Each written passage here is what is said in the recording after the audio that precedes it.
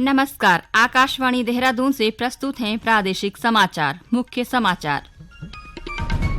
पिथौरागढ़ जिले में आदि कैलाश और ओम पर्वत की यात्रा फिर से शुरू हुई। 12वां दल यात्रा के लिए रवाना हुआ। खेल एवं युवा कल्याण मंत्री रेखा आर्या ने कहा कि पीआरडी विभाग की नियमावली में संशोधन का जल्द शासनादेश जारी किया जाएगा। राज्यपाल लेफ्टिनेंट जनरल गुरमीत सिंह सेवानिवृत्त ने नैनीताल में पर्यटकों के लिए सुविधाएं बढ़ाने के लिए सामूहिक प्रयास करने की जरूरत पर बल दिया।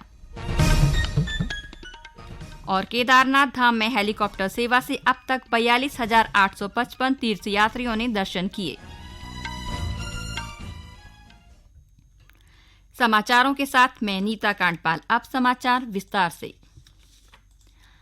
पिथौरागढ़ जिले में आदि कैलाश और ओम पर्वत की यात्रा फिर से शुरू कर दी गई है और 12वें दल को यात्रा के लिए रवाना कर दिया गया है।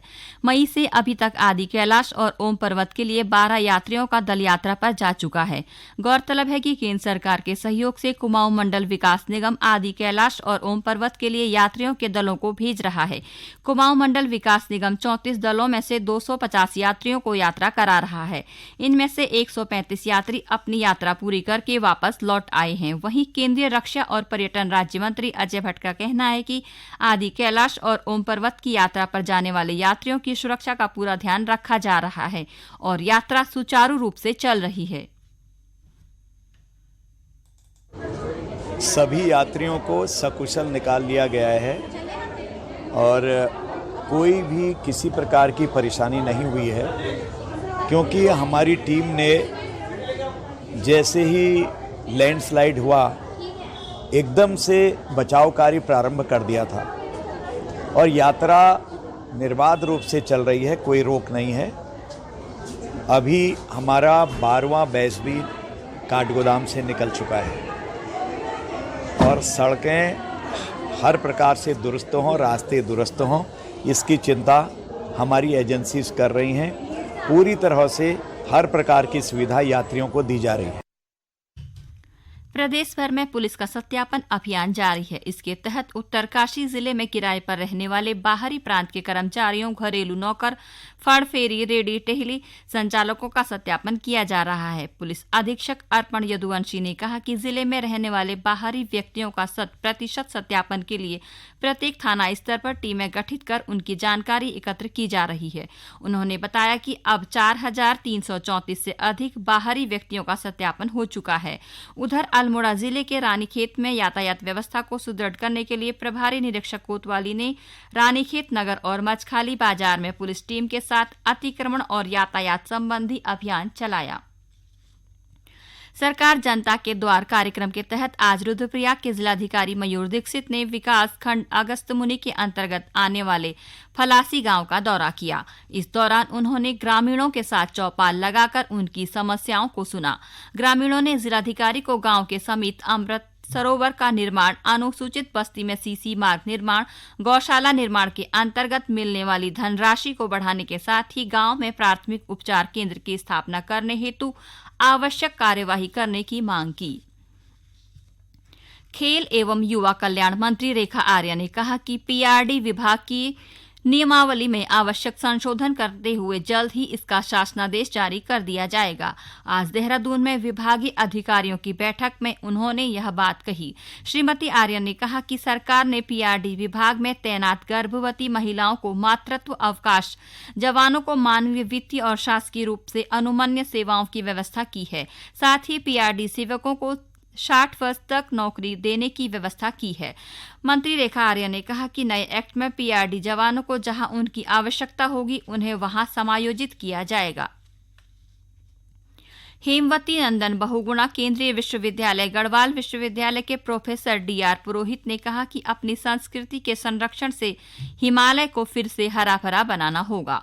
गोविंद बल्लभ पंत राष्ट्रीय हिमालयी पर्यावरण संस्थान कोसी कटारमल में हुए एक कार्यक्रम में उन्होंने यह बात कही। उन्होंने कहा कि बिना स्थानीय अध्ययन और रीति रिवाजों को जाने बिना किसी भी विषय की गहन जानकारी नहीं जुटाई जा सकी। उसके लिए उसके पिछले विज्ञान को ढूंढकर अध्ययन करना आवश्यक है। प्रोफेसर पुरोहित ने सामाजिक विज्ञान के बिना विज्ञान को अधूरा बताया। श्री पुरोहित ने कहा कि आज मानव विकास के लिए पुरानी प्रथाओं और रीति रिवाजों को भूल रहा है जो समाज के लिए घातक है। संस्थान की वैज्ञानिक सलाहकार समिति के चेयरपर्सन और इसीमोड काठमांडू के महानिदेशक डॉक्टर एकलव्य शर्मा ने भारतीय संस्कृति को बनाए रखने और आत्मसात करने की आवश्यकता पर बल दिया। वहीं जिलाधिकारी विनीत तोमर ने पुरानी जीवन शैली को समाज के लिए बेहतर बताया। पशुपालन दुग्ध विकास मंत्री सौरभ बहुगुणा ने कहा कि प्रदेश के विकास में अधिकारी और जनप्रतिनिधि अपनी भूमिका निभाएं।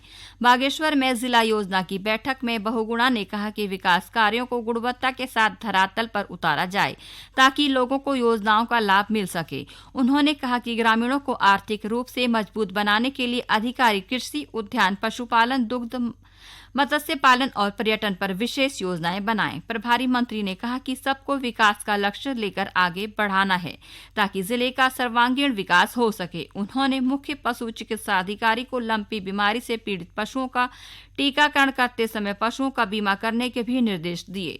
पशुपालन मंत्री सौरभ बहुगुणा की अध्यक्षता में हुई जिला योजना की बैठक में 55 करोड़ 19,19,000 की जिला योजना को भी स्वीकृति दी गई। ये समाचार आकाशवाणी के देहरादून केंद्र से प्रसारित किए जा रहे हैं। राज्यपाल लेफ्टिनेंट जनरल गुरमीत सिंह सेवानिवृत्त ने कहा कि नैनीताल का प्राकृतिक सौंदर्य और झीलें देश व विदेश के पर्यटकों को आकर्षित करता है। उन्होंने नैनीताल में पर्यटकों के लिए सुविधाएं बढ़ाने के लिए सामूहिक प्रयास करने को कहा। ये बात राज्यपाल ने राजभवन में होटल एसोसिएशन नैनीताल के पदाधिकारियों के साथ बैठक में कही। उन्होंने कहा कि समय के अनुरूप अवस्थापना सुविधाओं को विकसित किया जाना जरूरी है। इससे पूर्व राज्यपाल ने बोट एसोसिएशन के पदाधिकारियों के साथ बैठक कर नैनी झील में बोट संचालन की चुनौतियों के संबंध में चर्चा की और पदाधिकारियों से सुझाव प्राप्त किए। आज विश्व खाद्य सुरक्षा दिवस है। प्रदेश भर में इस अवसर पर कई कार्यक्रम आयोजित किए गए। यह दिवस भोजन से संबंधित जोखिम, मानव स्वास्थ्य को हानि, आर्थिक समृद्धि, कृषि और सतत विकास जैसे मुद्दों का पता लगाने और उनके प्रबंधन पर ध्यान केंद्रित करने के लिए यह दिन मनाया जाता है। यह दिन हमें इस बात पर विचार करने का अवसर भी प्रदान करता है कि हम जो भोजन करते हैं वह मानव स्वास्थ्य के लिए सुरक्षित हो। इस वर्ष के विश्व खाद्य सुरक्षा दिवस का विषय है खाद्य मानक जीवन सुरक्षित बनाते हैं। विश्व खाद्य सुरक्षा दिवस के हिस्से के रूप में नई दिल्ली में केंद्रीय स्वास्थ्य मंत्री डॉक्टर मनसुख मांडविया आज राज्य खाद्य सुरक्षा सूचकांक जारी करेंगे। यह सूचकांक भारतीय खाद्य सुरक्षा और मानक प्राधिकरण द्वारा हर वर्ष जारी किया जाता है। बागेश्वर जिले के कपकोट तहसील के ग्राम पंचायत बघर और ढोकटी गांव में Bharat Sanchar Nigam limited BSNL 4G mobile tower के लिए भूमि पूजन किया गया। इस अवसर पर विधायक सुरेश गड़िया ने कहा कि टावर बनने से क्षेत्र के लोगों के डिजिटल भारत का सपना जल्द पूरा होगा। श्री गड़िया ने कहा कि प्रधानमंत्री नरेंद्र मोदी ने डिजिटल इंडिया को लेकर उनके विजन ने पूरे देश को विश्व मानचित्र पर एक अलग पहचान दिलाई है। केदारनाथ धाम में अब तक 42,855 तीर्थयात्री हेली सेवा से केदारनाथ धाम के दर्शन कर चुके हैं। जिला पर्यटन अधिकारी राहुल चौबे ने बताया कि गुप्तकाशी, फाटा, सीतापुर व शेरसी स्थित कुल 8 हेली कंपनियां श्रद्धालुओं को हेली सेवा उपलब्ध करा रही हैं। उन्होंने बताया कि सभी हेली कंपनियों द्वारा अब तक कुल 7,550 शटल सेवाएं उपलब्ध कराई जा चुकी हैं। उन्होंने बताया कि कल हेली सेवाओं से 1,322 श्रद्धालुओं ने केदारनाथ धाम के दर्शन किए, जबकि 1,325 तीर्थयात्री हेलीकॉप्टर से दर्शन कर वापस लौटे। केंद्र की नरेंद्र मोदी सरकार ने पिछले महीने अपने कार्यकाल के 9 वर्ष पूरे कर लिए हैं। इन वर्षों में राष्ट्रीय जनतांत्रिक गठबंधन सरकार की उपलब्धियों के बारे में आकाशवाणी समाचार विशेष श्रृंखला प्रसारित कर रहा है। आज हम बात कर रहे हैं केंद्र सरकार की महत्वाकांक्षी वनधन योजना की। केंद्र में नरेंद्र मोदी सरकार ने जनजातीय समुदाय के लोगों को लाभान्वित करने के लिए वनधन विकास योजना की शुरुआत की है। प्रधानमंत्री ने 14 अप्रैल 2018 को संविधान निर्माता बाबा साहेब भीमराव अंबेडकर के जन्मदिवस के मौके पर इस योजना का शुभारंभ किया था। यह योजना वन आधारित उत्पादों के लिए मूल्य श्रृंखला विकसित करने व आदिवासी समुदायों को कौशल प्रशिक्षण और क्षमता निर्माण प्रदान करने, उनकी आय बढ़ाने पर केंद्रित है। वन धन विकास योजना के तहत आदिवासी समुदायों को क्लस्टर बनाने और वन उपज का प्रसंस्करण करने के लिए प्रोत्साहित किया जाता है ताकि उनका मूल्य बढ़ाया जा सके। यह योजना ऑनलाइन प्लेटफॉर्म सहित विभिन्न चैनलों के जरिए जनजातीय समुदायों को उनके उत्पादों के लिए बाजार भी उपलब्ध कराती है। इस योजना में ग्राम स्तर पर वन धन विकास केंद्रों, क्लस्टर स्तर पर वन धन विकास संरक्षण समितियों और जिला स्तर पर वन धन विकास समूहों का गठन शामिल है। इस योजना के तहत देश भर में 50,000 वन धन विकास केंद्र स्थापित करने का लक्ष्य है, जिससे लगभग 10 लाख आदिवासी उद्यमी लाभान्वित होंगे। वन धन विकास योजना में वैकल्पिक आजीविका के अवसर प्रदान करके उनकी सामाजिक आर्थिक स्थिति में सुधार करके भारत में आदिवासी समुदायों के जीवन को बदलने की क्षमता है। यह योजना न केवल उद्यमशीलता को बढ़ावा देती है बल्कि वनों के संरक्षण और जैव विविधता के संरक्षण में भी मदद करती है। वहीं उत्तराखंड में जनजातीय समुदाय के कल्याण के लिए प्रधानमंत्री वन धन योजना का संचालन साल 2020 से किया जा रहा है। राज्य के 5 जिलों के 9 विकास खंडों में कुल 12 वन धन केंद्रों की स्थापना की गई है, जिनसे लगभग 3,600 महिला किसानों को लाभान्वित किया जा रहा है। इन 12 वन धन विकास केंद्रों के लिए लगभग 1 करोड़ 80 लाख की धनराशि स्वीकृत की गई है। राज्य में बने वन धन विकास केंद्रों के जरिए जनजातीय क्षेत्रों के 27 उत्पादों का मूल्य संवर्धन किया जा रहा है। इन उत्पादों से अब तक 54 लाख रुपए से अधिक का कारोबार किया जा चुका है। प्रधानमंत्री वन धन योजना से जनजातीय लोगों की आर्थिकी मजबूत होने के साथ ही उनके जीवन में सुधार देखने को मिल रहा है। गौरतलब है कि राज्य में खोले गए 12 वन धन केंद्रों में सबसे अधिक 7 केंद्र उधम सिंह नगर जिले में हैं। पिथौरागढ़ जिले में 2, देहरादून, चमोली और उत्तरकाशी जिलों में 1-1 वन धन केंद्र स्थापित है। वहीं हरिद्वार के भादराबाद और देहरादून जिले के चक्राता विकास खंडों में 2 नए केंद्र स्थापित करने की प्रक्रिया गतिमान है। अंत में मुख्य समाचार एक बार फिर।